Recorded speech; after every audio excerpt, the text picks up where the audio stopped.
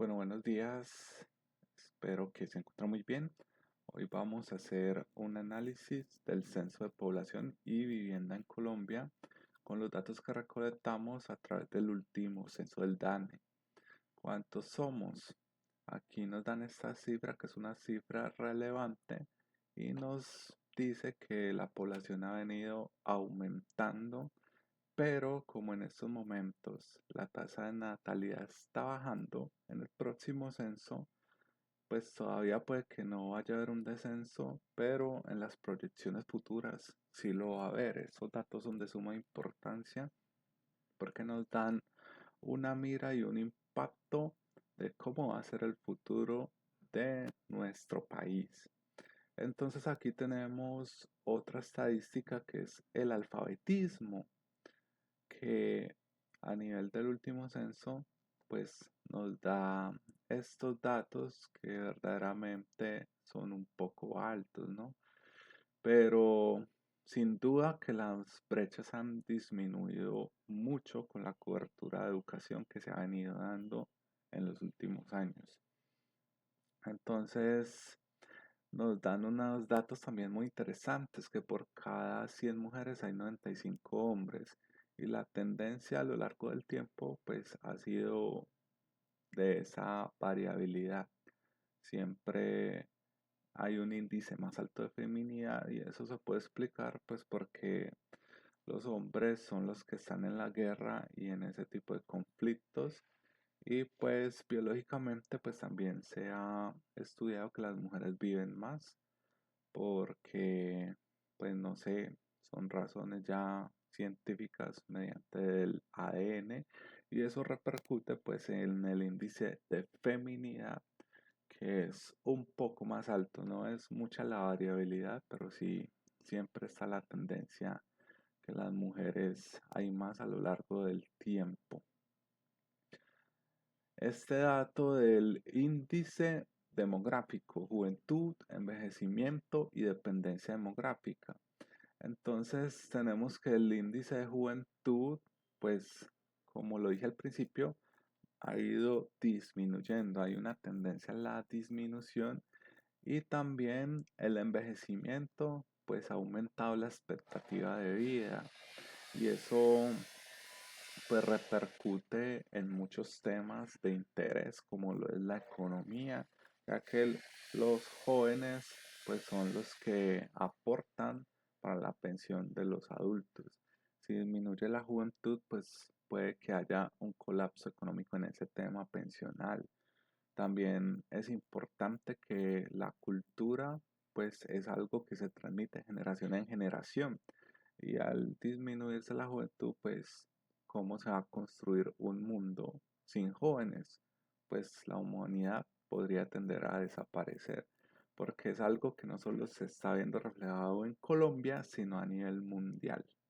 Entonces, pues el DANE con estos datos nos puede dar una vislumbración de cómo va a ser la realidad en nuestro próximo futuro. Y aquí unos análisis pues que podemos obtener de estas gráficas. Estas metodologías que nos desglosan ese censo pues son un ejercicio estadístico muy complejo, transparente, y que nos permite un indicador de calidad y fiabilidad. Todos estos datos los usa el gobierno para sus políticas de gestión pública. Entonces, ya que estos datos tienen una relevancia para el Estado, pues es importante también desglosarlos y hacer un análisis como el que estamos haciendo en estos momentos.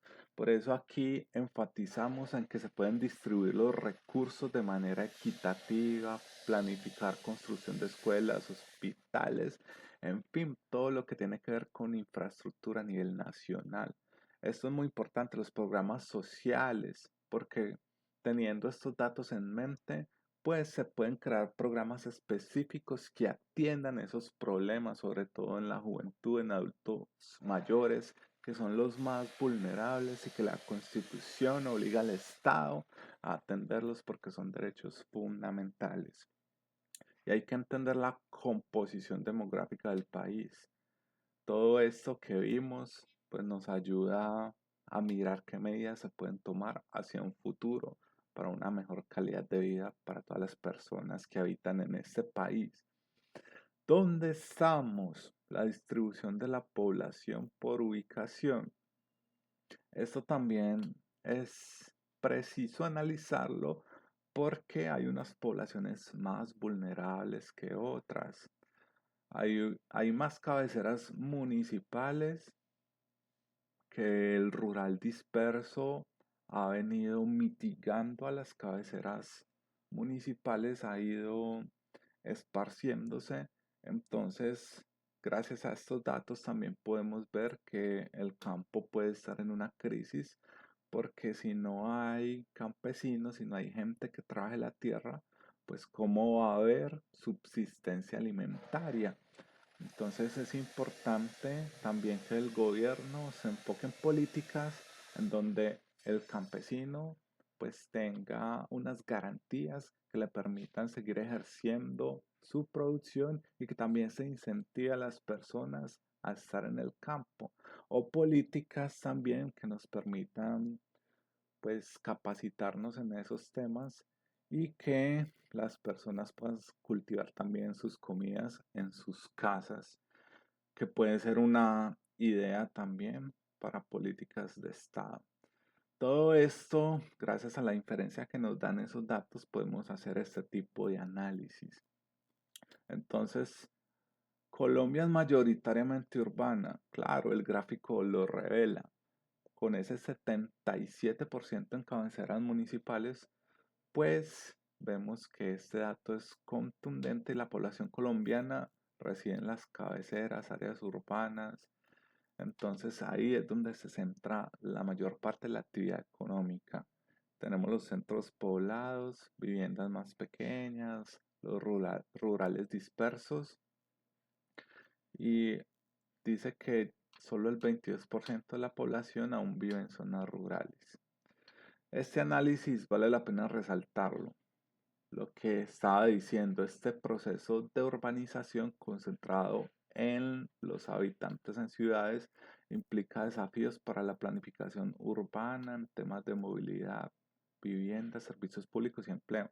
Lo vemos en la urbanidad actualmente con el tráfico tan amplio que hay. Si toda esa población rural se traslada a la urbana, también hay otros problemas que se tienen que resolver. Bueno, la juventud. Aquí el análisis de la juventud vemos que los jóvenes de 15 a 29 años están más que todo en el Amazonas, Putumayos, Guainía, Bichá, Guaviare y Arauca.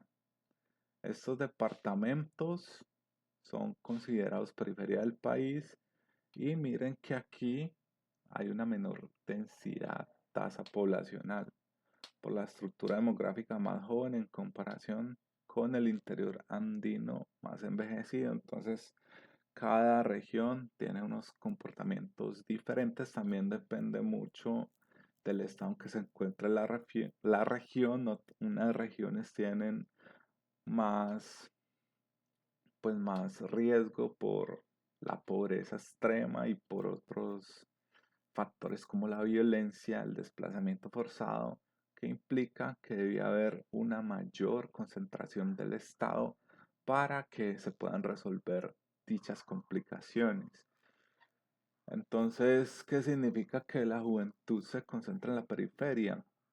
Acá lo dice que puede deberse a factores de tasa de fecundidad histórica, por factores socioculturales, presencia de comunidades indígenas. La juventud periferia es un desafío para el Estado, sí, porque hay el acceso a la educación, conectividad, pues debe tener mayores oportunidades laborales. Entonces el gobierno pues debe centrar a crear políticas públicas para ese tipo de población. ¿Cómo vivimos? Aquí una tasa de viviendas y de hogares que no es lo mismo, ¿no? Porque hay que diferenciar cómo viven las personas. Hay núcleos familiares de 4 personas que ya son hogares o viviendas de 2 o 1 persona. Entonces en Colombia mayoritariamente hay hogares. Esto nos puede dar una información clave porque significa que la mayoría de las personas no puede tener un acceso a vivienda propia. Y aquí estos datos de energía eléctrica, acueducto, alcantarillado y gas natural, vemos que todavía falta, aunque sigue mejorando. Hay brechas como la de Internet, que es demasiado baja, un 43,4%.